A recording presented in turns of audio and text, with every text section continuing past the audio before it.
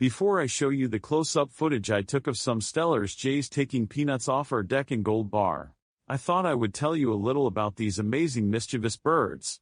The Steller's jay is a large, dark jay. It lives in the evergreen forests of the mountainous west. They are regulars in my backyard and around where I live here in Washington state.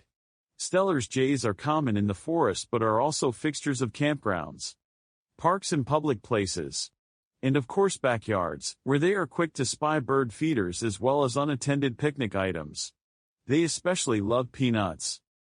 When patrolling the woods, Steller's jays stick to the high canopy, but you'll hear their harsh, scolding calls if they're nearby. Graceful and almost lazy in flight, they fly with long swoops on their broad rounded wings. I hope you enjoyed learning about the Steller's jay. Now check out this very up-close clip of them gathering peanuts. Happy birding! Thanks for watching.